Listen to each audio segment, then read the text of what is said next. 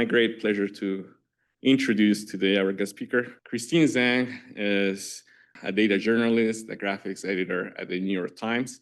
As I mentioned, I met her through when she was at Baltimore Sun, but also worked at the Financial Times in between the New York Times and the Baltimore Sun. And many of you might have seen her graphics without, or read her stories maybe without necessarily knowing that Christine was involved in doing them. I guess as part of her job being in the newsroom, right, she gets to experience many different stories and has been involved in crafting how to communicate those stories to a wide audience.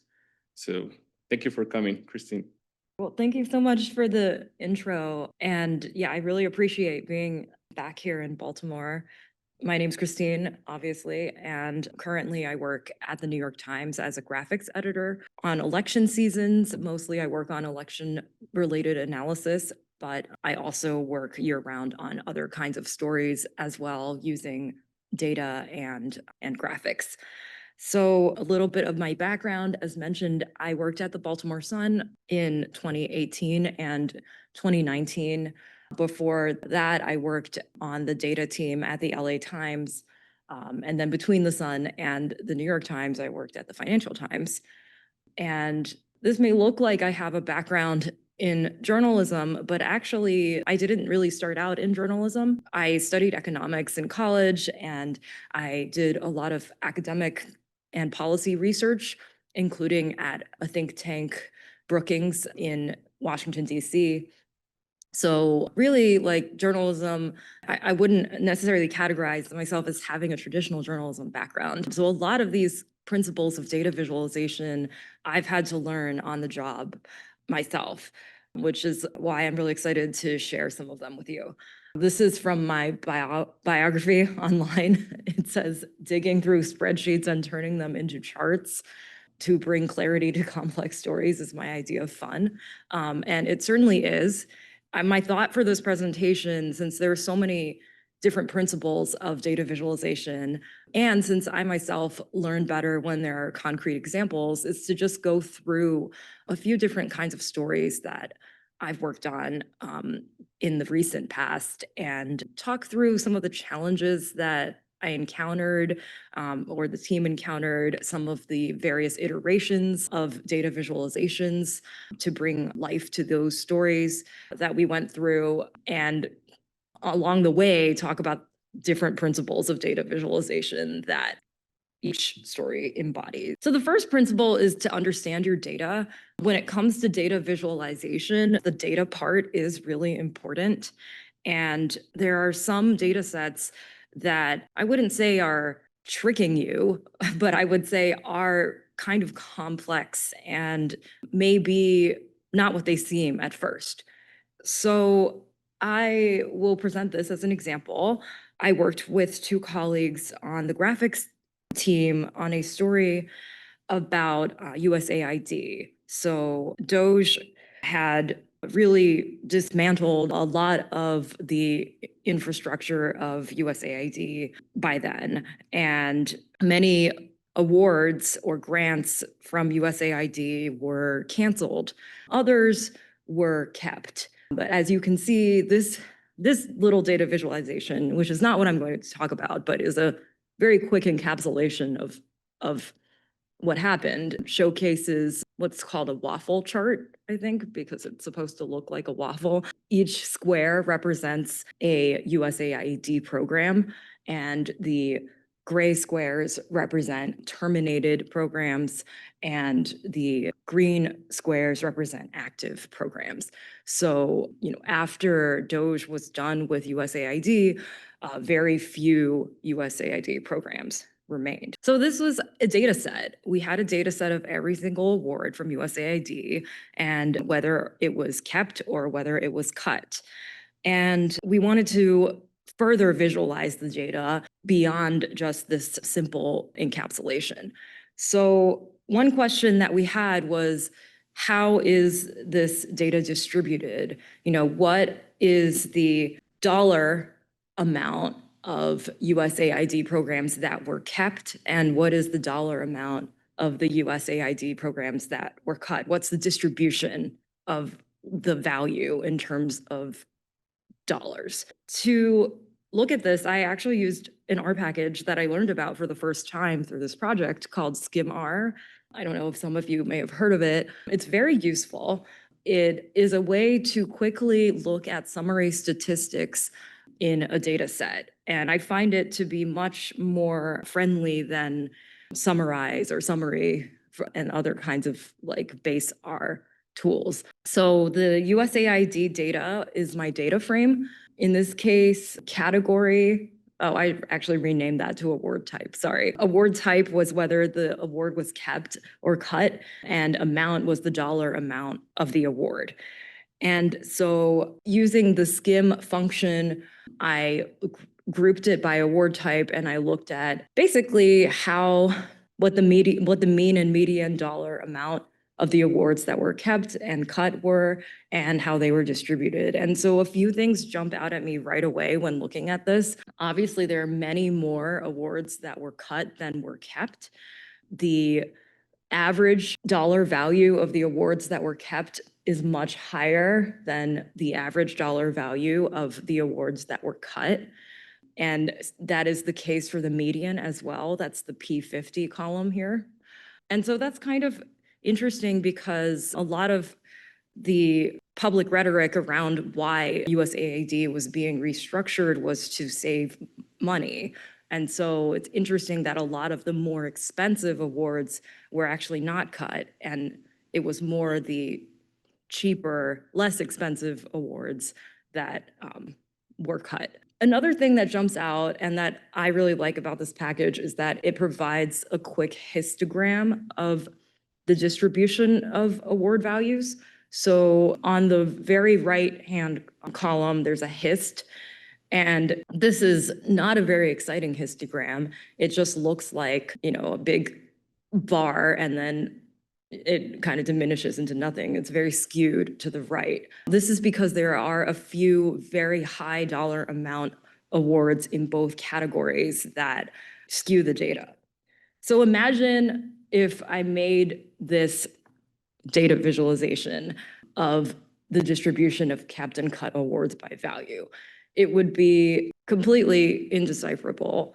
It would look like both kinds of awards were basically like worth $0 billion, which if you squint, you may be able to see some of the higher dollar value awards in the kept panel up top on the right, but it's not a very good encapsulation of the point that I was making, which is that the average and median value of the kept awards was much higher than the average and median value of the cut awards. Typically, when data is skewed in this way, we do a log transformation to put the x-axis on a logarithmic scale so that things increment exponentially rather than linearly. And here's what I mean by that. Here I'm using the cut function in R to create different breaks so that the first bin, instead of just going up linearly, the first bin goes from $0 to $1,000. And then the second bin goes from $1,000 to 10,000. Then it's 10,000 to 100, and so on. And this allows for a much clearer way of visualizing this data and helps to support some of the points that the story makes, which is that officials kept some of USAID's largest commitments and cut lots of less expensive ones. And this has the median value of the kept award. 40% of the kept awards were worth 10 million or more. And then the cut awards, on the other hand, are distributed quite differently. The median cut award was worth just 1 million, and about a third of them were worth 100,000 or less. And so if you pay attention to the x-axes here, they increment exponentially in the same way that the data was recategorized by me. So this is like just one kind of way to understand your distribution, understand your data. It could have been that like we looked at this in a very superficial way and we went with this and we said, oh, there's nothing very interesting about the distribution of kept awards and cut awards. But once we saw the summary statistics, we wanted to find a way to visualize that. And the solution we found was using a log scale. Another principle that was illustrated by this chart is choosing an effective chart type, which we tried to do. We went through several iterations of ways to visualize this data, which I'll talk about briefly. So this is the same data set pretty much as what was shown in the final version, but just different cuts, different ways of visualizing it. So on the left-hand screenshot, this is what's called a bee swarm chart, because it looks like a bee swarm, where each dot here is a single award, and the y-axis, again, incrementing exponentially, showcases the dollar amounts of the awards. I actually quite liked this way of visualizing it. And in some ways, I think it is clearer than the bar chart, because it shows two things at once. It shows that there are a lot more awards that were cut or terminated than were kept. And it also shows that those awards that were cut were mostly the smaller, lower dollar value awards. And the second screenshot is I don't even remember what this was called, like a jitter plot or something. It looked a little weird, so we didn't go with that one. And there was, of course, there was a lot of overlap, because there are a lot of awards that are worth around the same amount. So especially in the cut or terminated category, and it didn't really work out. The third one was similar to the third and fourth are similar to the histograms, except in this case, the kept awards are kind of like going up positively and the cut awards are going down. This was nice, but ultimately it presented some labeling challenges. As you can see, all the numbers are quite small on the version on the very right. And ultimately, we found that like just showing them side by side was a more effective and clear way of illustrating the point. So another principle, moving on to a different story, is to seek the truth, which can be variable depending on the context. And I'll show you what I mean by that in a second. Lately, I have been working on completing this detailed map of the 2024 election results. So November 2024 was the presidential election. So it's been several months since then, almost, a year. And for various nerdy reasons that I won't get into, it's been challenging to collect all of the precinct level and collect and map all of the precinct level data. Precincts are the lowest level of geography for which election results are available. So that's like, basically like your neighborhood and how it voted. So in this map, the color scale is provided in the bottom right corner. The blue and red represent Democrat and Republican. Margin represents the margin of victory in percentage points. So like if the Republican got 80% of the vote and the Democrat got 20%, the margin of victory would be 80 minus 20, which is 60 percentage points for the Republican. So that's a pretty clear map. It's called a chloropleth map. It's just a straight visualization with the diverging color scale and the shading that represents the higher margins for each candidate. This is what it looked like in 2016. I show 2016 because first, the map is complete in 2016, and also there were some comments about the 2016 map, which is the similar color scale as the 2024 map, that I thought would be interesting to discuss. So the thing with a choropleth map is that it will shade a piece of land the same shade if it has the same margin of victory for the same candidate, regardless of how many people live in that piece of land.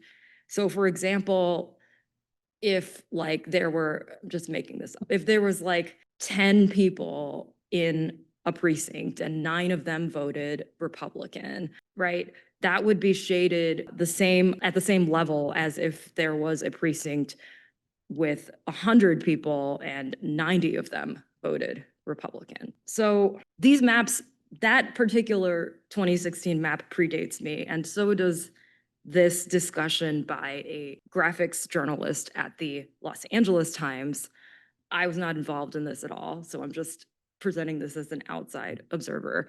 So a graphics reporter at the LA Times looked at the New York Times map and he presented a bit of a critique. He said, I really appreciate that the Times took the time to collect all this data, but I really wish that they adjusted for population density in their shading. And he presented Bakersfield in California as an example because the LA Times had collected their own precinct level results and mapped them for the state of California. Now, Bakersfield is a desert town, so there are a lot of areas in Bakersfield which are sparsely populated. And those sparsely populated areas tended to vote more Republican. So the map on the left is the New York Times version of the precinct map for 2016. The map on the right is the LA Times version of the map, which it has an opacity layer so that a place with lower population density has a lower opacity. It's a bit transparent. So Bakersfield is the place where most people live.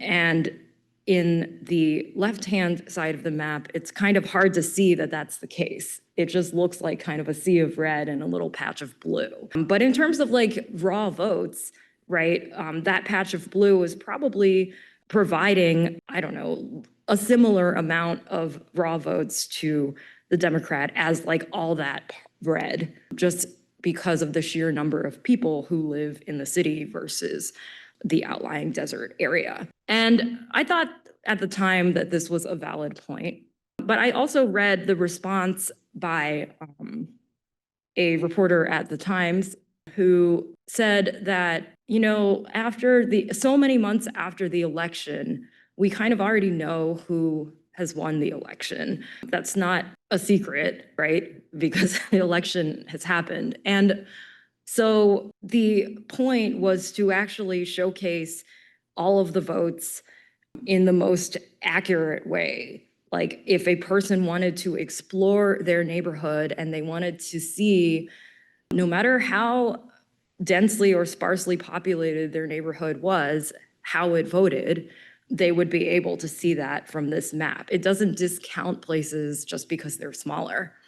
And the goal was not necessarily to make a representation of the data in terms of like how many votes were cast for each candidate, but rather a representation of how each community was voting. So I thought that was also a really good point. And as you can see in 2024, we are using a similar choropleth map as the past years. There are a lot of ways to visualize election results, and all of them have their advantages and disadvantages, and you may or may not agree with the choices that people make. What I find has been helpful for me is looking at the different ways to visualize this data and kind of deciding for myself what looks better and balancing the search for truth with the need for clarity and communication.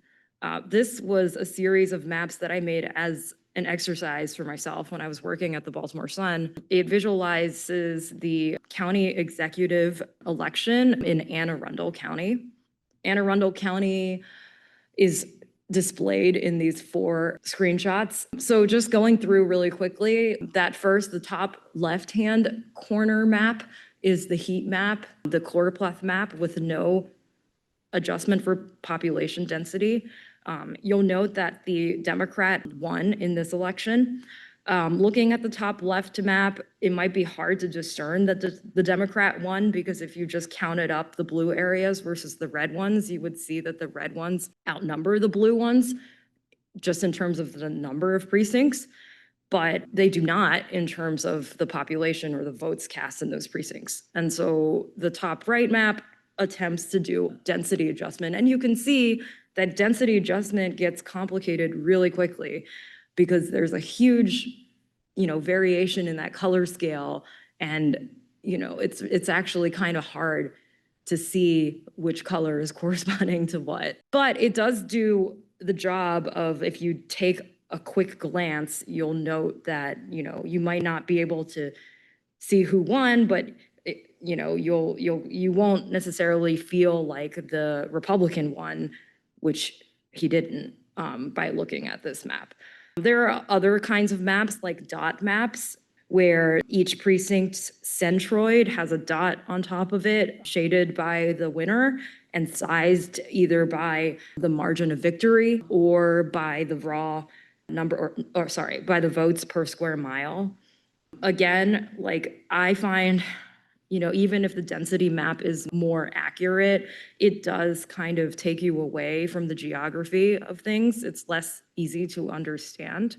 And I think when people look at maps, they try to see themselves in the map. This was for a local audience, so we actually went with the top left-hand corner map, the heat map with no density adjustment, because the headline of the story was about how the Democrat won in the race, and because our readers were local readers who were familiar with the geography of the county. And you can see how I made these maps mostly using R in this GitHub repo that I made for this project. I'll leave you on this point with a great quote by Alberto Cairo.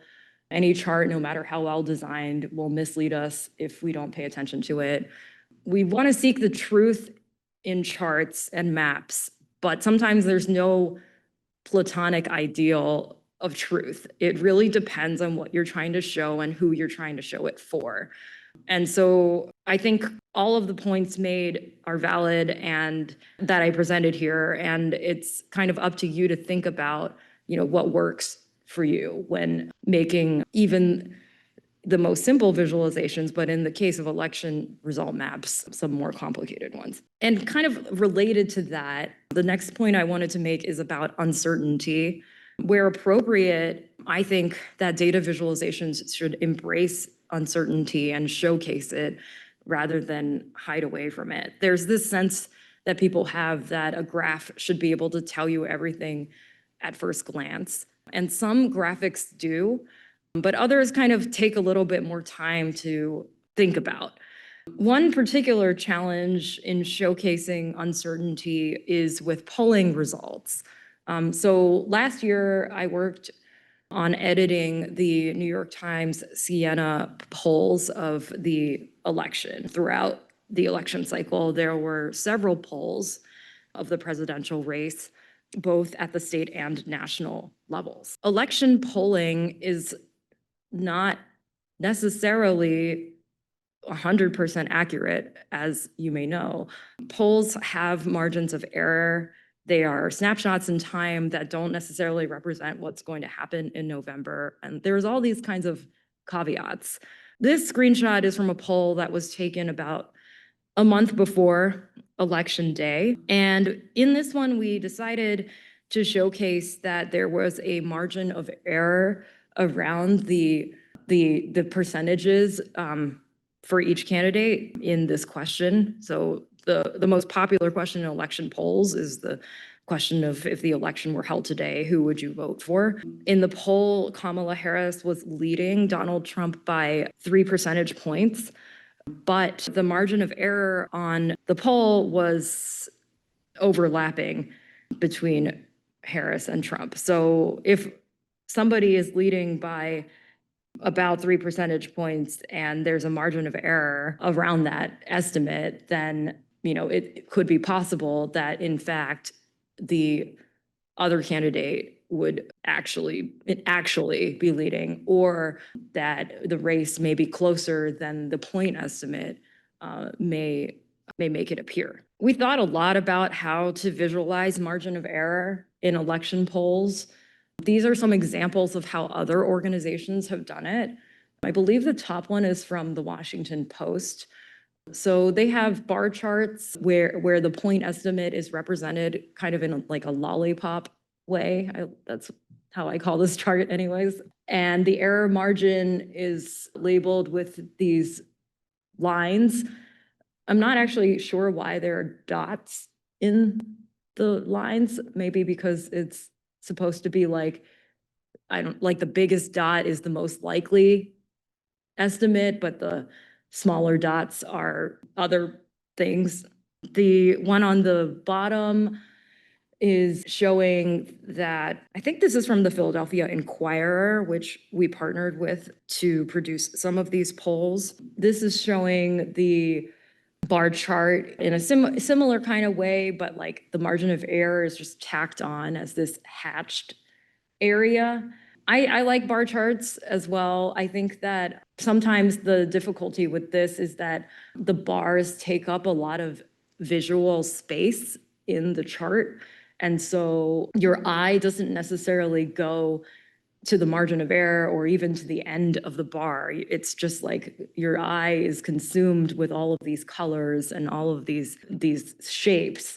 So it can be actually a little bit harder to see at first glance. The screenshot to the right is from the Pew Research Center. I think this was a hypothetical, like it was an article all about margin of error in election results. And they use a similar error bar and dot visualization as we ended up doing, just kind of rotated 90 degrees. Now, I'm not saying this is a perfect visualization, not by any means, but after considering some options, it is the one that we decided to go with. And we are always thinking about different ways to visualize uncertainty in polling, especially in such an important question, because everybody who reads an election poll wants to know, like, who's ahead in the poll. And how likely is it that this person is actually ahead? So here are just some sketches that a colleague of mine on the graphics team made using just hypothetical numbers, 42 and 49, and other ways of visualizing what it would look like given that there's a margin of error on these estimates. There are so many papers about uncertainty visualization. Here's one of them. It is one of the hardest topics, I think, in data visualization. And I wouldn't say I've necessarily mastered it. I think as we think about the elections coming up over the next couple of years, I'll definitely think more on how to present this to the public. But also maybe I should think less about it, because this kind of visualization, this was our last poll before the election. Both candidates were actually tied in the poll.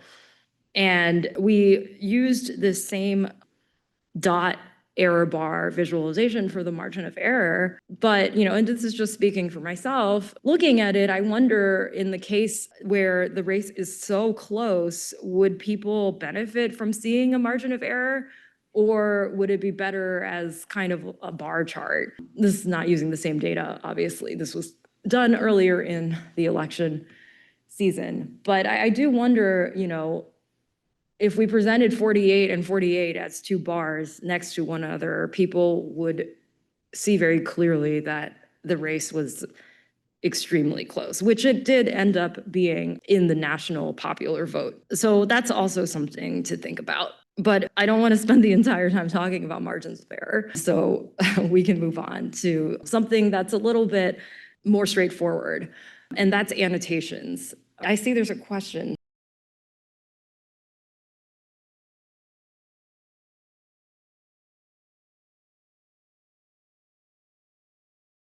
Yeah, that's an interesting point. In this case, I think, we did decide to use kind of color to represent this in a way that most people would be able to perceive, though not all people. And I think also I should have done a screenshot of the full context of where this chart appeared, which was right underneath a headline in an article that talked about Harris's small polling lead.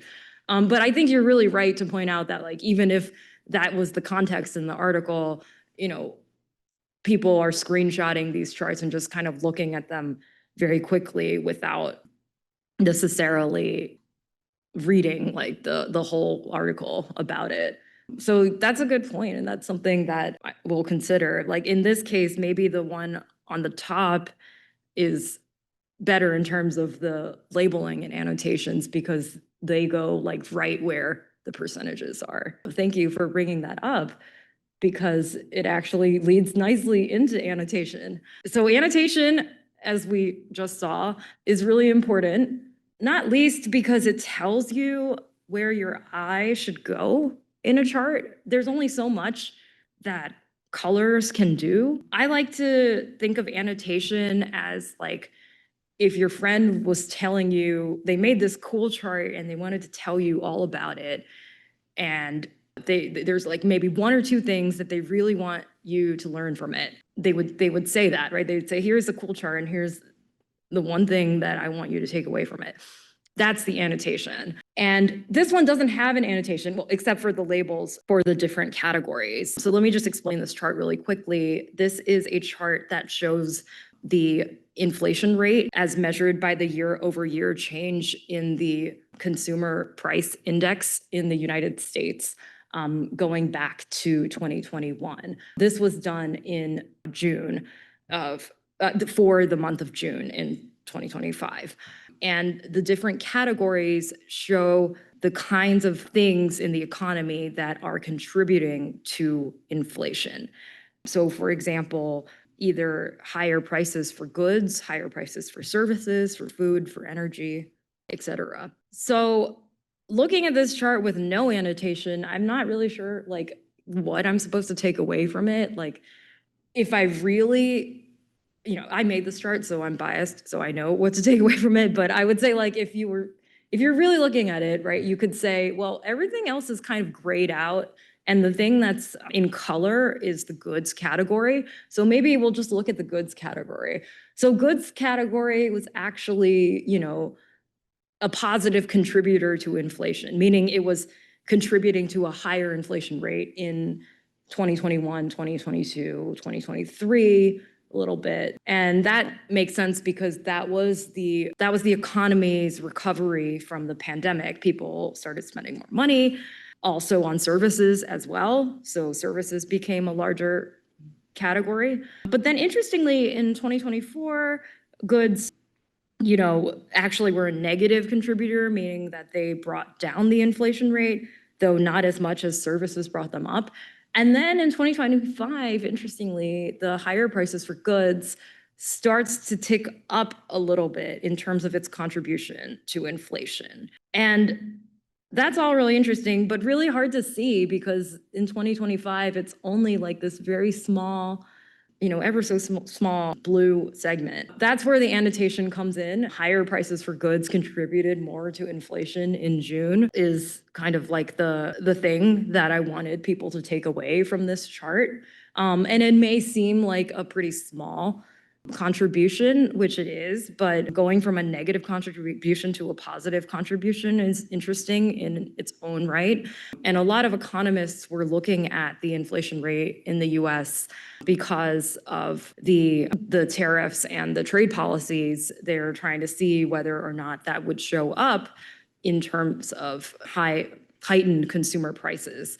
And so in June, it seemed like it started to show up a little bit. And then we also ran the same chart later. This is the July inflation, the rate, the July through the month of July, published in August. So as you can see, the goods category started taking up a little bit more. And then in terms of annotations, we decided to put the annotations for each segment to the right of the chart rather than on top of the categories, just to make it a little bit easier for people to see, and also to make it so that the first thing people see when they are reading left to right is the goods annotation. So the chart, I think, showcases two different things, both how annotation can help draw your eye to something and tell you what the takeaway is if it's not immediately clear, and also how color can do a similar thing. This was the same data, actually, just going back a little bit farther, that we published in a story about inflation back in 2023. And the story was actually quite different back then because we wanted to showcase how higher prices for services were driving inflation more and more in 2023 compared with goods. So the goods segment started started diminishing, whereas the services rose. And again, this is related to the pandemic recovery, where people were spending more on things like services. So, and these colors were really nice and I think effective, but we couldn't use the same colors for our 2025 visualization because it would have been really hard for us to actually see the goods segment pop out. And that's why we grayed out everything else and we made the goods the only thing that had a color on it. This was another similar methodology of visualization where like the things that the extraneous kind of information that's there for context is shown in gray and the thing to highlight is shown in a different color. This was about how the US dollar had a particularly poor start to the year in the first 6 months of 2025 in terms of its exchange rate. So all of the other lines represent how the US dollar index changed in the first half of every year since 1986. So each line represents a year. And then 2025 is highlighted as this line in red. So the red line you see ends with the point at the very bottom right. And that point is lower than every single one of those gray lines. So it is an encapsulation of the headline of the chart, which is the dollar's worst start to the year in decades. And headlines, in a way, are also a form of annotation. This particular headline provides context to the chart. It tells you immediately what you're supposed to take away from it. So in a sense, it's an annotation because it's a headline that describes the takeaway. The subtitle of the chart tells you what the chart is actually showing, because if you just saw the headline without the subtitle, it would be very confusing because you would have no idea like why does this chart show that the dollar, has had the worst start to the year in decades. Another thing to note about color that I tend to think about a lot is the two things. One, the consistency of color in a single story or project. This was a poll that we published in September, of this year, of the New York City mayoral election. And it shows that Mamdani held a pretty substantial lead on the other candidates. We used green in this chart on the left, which is the bar chart of if the election were held today, who would you vote for question. And then in the visualization on the right, we showcased the responses of voters to the question of which candidate they thought would do the best job on each of the following issues. And this is kind of a heat map visualization. So the only thing I wanted to show for this is that we use the same coloring, the same kind of green and shade of green, so that the two charts had a visual consistency to them, which can be important just when you think about like the audience for a story when they are reading. There's a lot of information that's presented to them. And if there's a way to reduce complexity by, for example, not using a million different colors in a single project, that could be effective.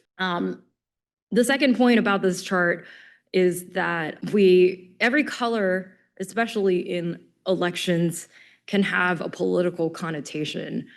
I work on elections so much that when I see graphics that use red or blue in like any kind of context, even if it's not related to elections at all, I immediately think about Republicans and Democrats. That might be a me problem, but in this particular instance, we used green because it is a complicated field. There's a Democratic candidate. There's also who's Mamdani. There's also Cuomo, who's running as an independent. There, who is running as a Republican. There is Adams, who is the incumbent mayor of New York City. He's since dropped out of the race, but he's also running as an independent. So like if we wanted to make, Mamdani blue and Sliwa red, we could do that. But then the other two candidates, what would their color be? And would that be unnecessarily confusing? Yes. So we chose green. But the Green Party is also a political party that sometimes holds ballot access in New York.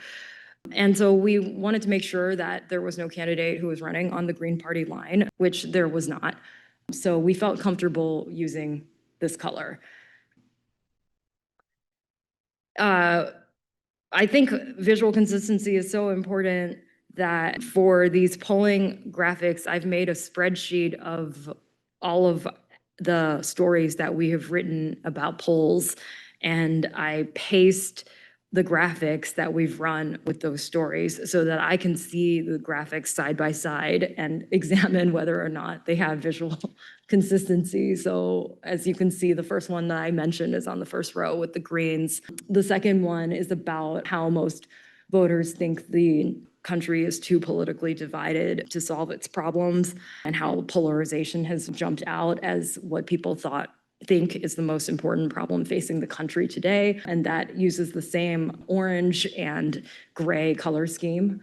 And the third poll in the recent past that we have published is about Trump's approval rating, and also about whether the government should or should not the Democrats should or should not shut down the government, as well as whether Trump has gone too far on a number of policies.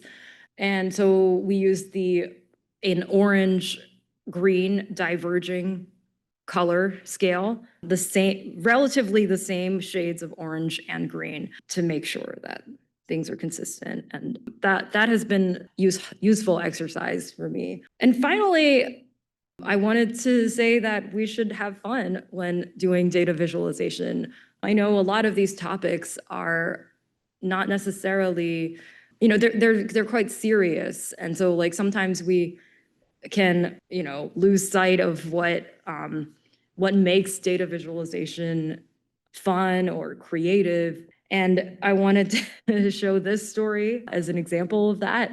This is an interesting illustration of the use of color as well, because we decided to have some fun with the color scheme. This was in 2023 when Barbie and Oppenheimer were released on the same weekend.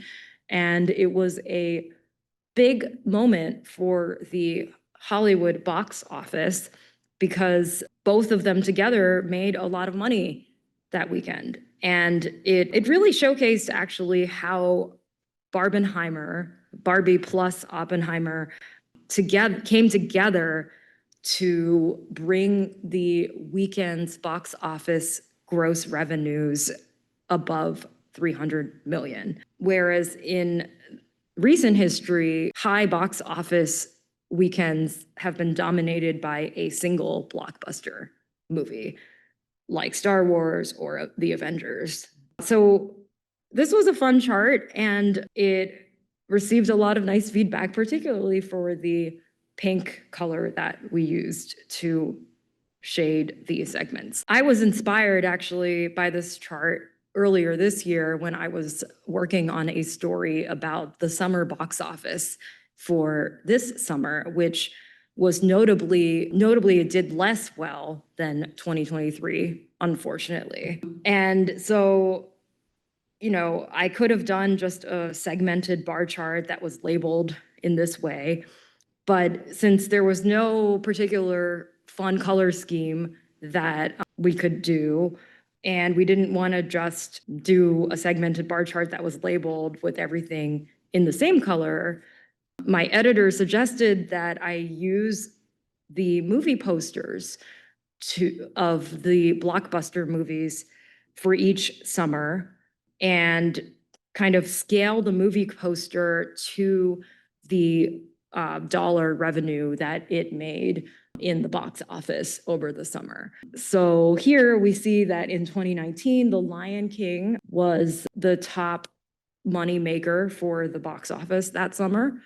In 2025, it was Lilo and Stitch, but Lilo and Stitch didn't do, so both of those are Disney live action remakes of previous animated films, but Lilo and Stitch did not do quite as well as Lion King did.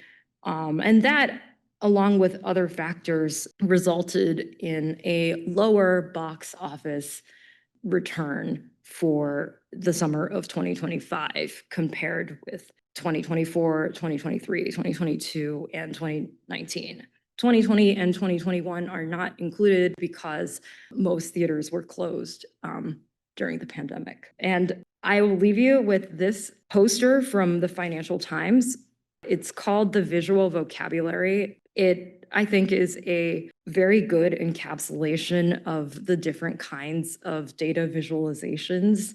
You've heard me talk about things like the lollipop chart or a waffle plot, histogram. And so this visual vocabulary poster, which you can find on ft.com/vocabulary, more high-res version of it, goes through each of these most common chart forms and attempts to classify them into a taxonomy. Like, why would you use a histogram? Maybe because you want to show distribution. If you want to show change over time, you could use a line chart or a bar chart. And the text provides some guidelines on why you would choose one over the other. So I've always found it to be a good starting point when I'm not sure what kind of chart form I should take. I'm going to leave it to questions now. But thank you very much for listening. And yeah, I hope that this was a helpful description of some of the core principles that I think about when visualizing data. Yes.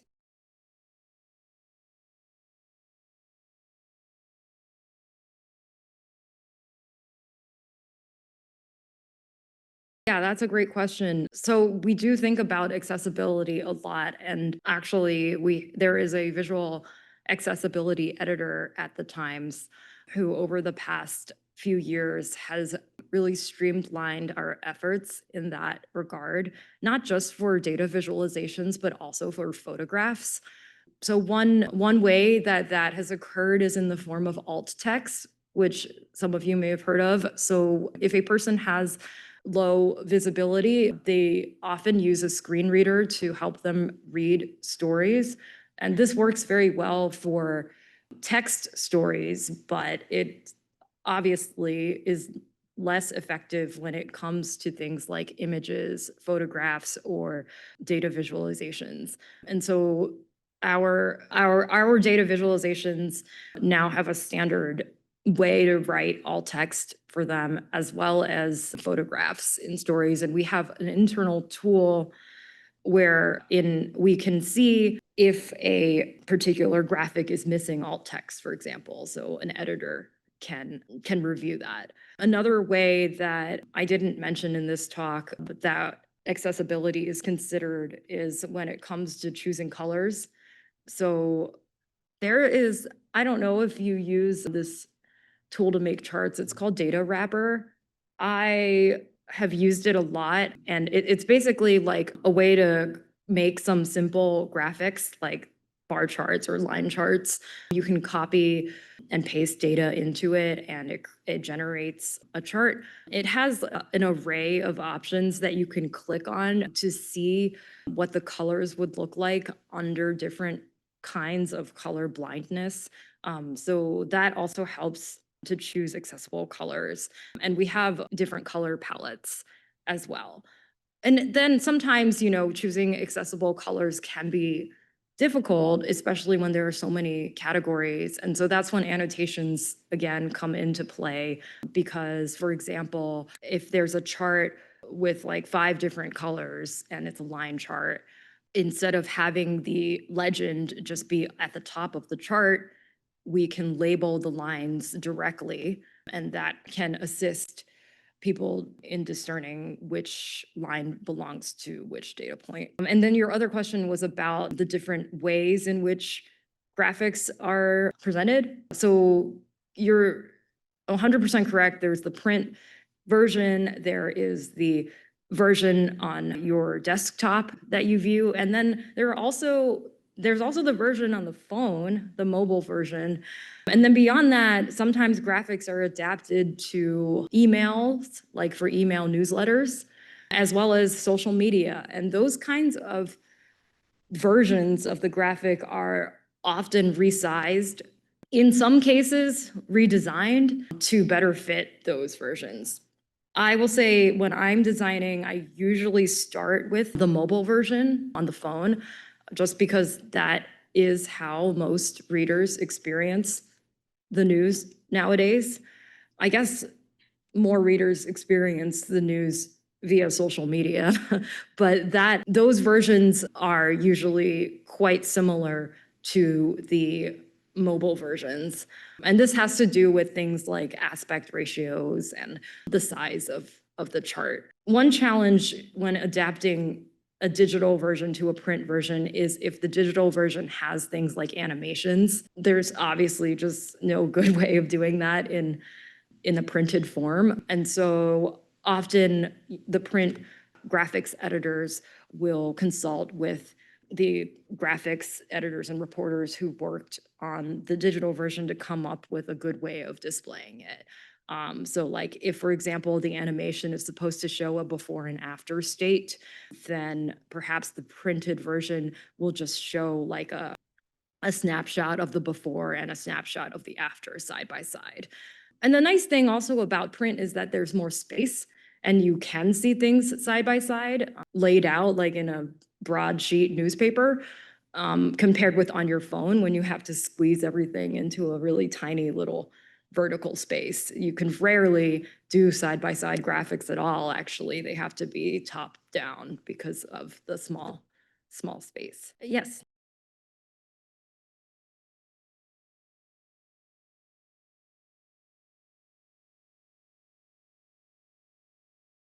I mostly use R to, as you mentioned, wrangle data and even to make like very rudimentary versions of the final graphics. Like I think as I showed in some of these charts, there was like, oh yeah, this one. These charts started out in R actually. I didn't paste the screenshot, but it basically kind of looked like the third one here, just side by side instead of in this diverging way. And I believe in this case, this graphic was ultimately done in Adobe Illustrator. So because the styling is a little bit easier to deal with. So in R, I exported it to an SVG file, and that file I imported into Illustrator and I designed it in that way. This bee swarm chart was done using a tool called raw graphs. It's RAW graphs.io. Raw graphs is, and then ultimately an Illustrator. We didn't end up using it, but raw graphs is a really great tool for making some of these more complex visualizations. Basically, it allows you to upload a spreadsheet of data and choose the kind of chart form that you want it to take. Some other charts we used things like, I think I mentioned data wrapper. I actually didn't use, I think this one was done in data wrapper.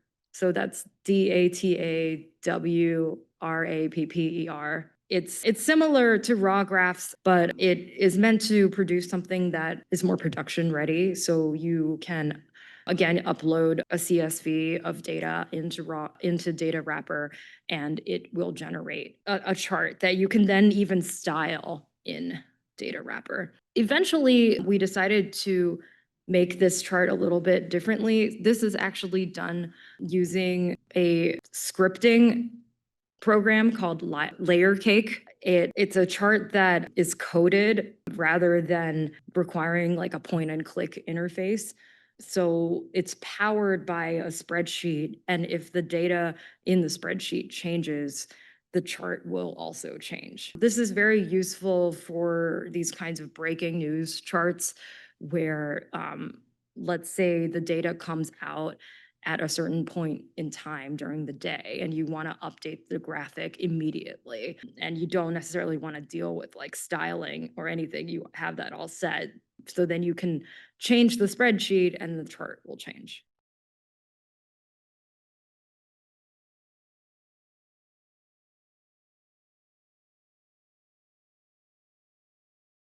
I think it varies depending on the project.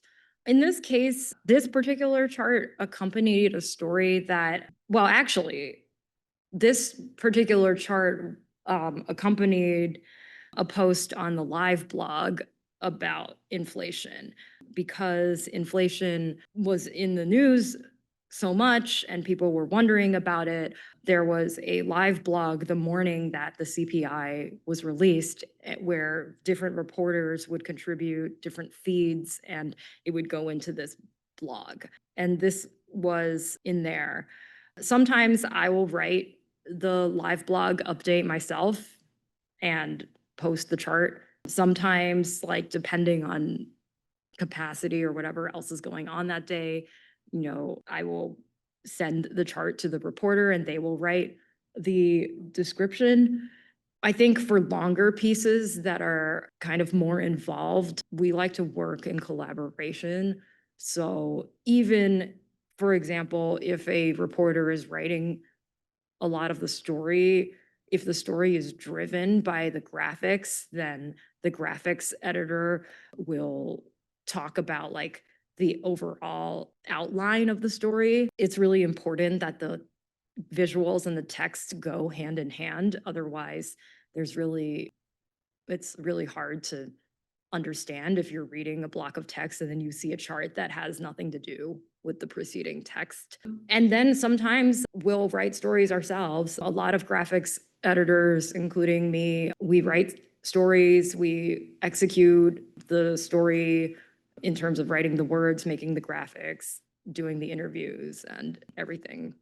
So I think the most important thing is like a communication between all parties. I think in terms of like simple things, it's good to, send if it's like, oh, I don't really have time to write an update, I'm going to send this chart and then somebody else can write the update that goes along with it. For kind of more involved things, it really benefits to work close together. Okay. I think, are we at time? All right, I'll share these slides with everyone. Just so you know, at the very end, before, I was worried nobody would have questions. So in case nobody had questions, I had an exercise where you can take a turn as a graphics editor. So like in this case, like the first slide shows a data set that I think is visualized in a somewhat confusing way. And then you can think about how you would visualize this data. And then on the next slide, I show how I ended up visualizing it. And there's 3 such examples in case you are curious. Thank you.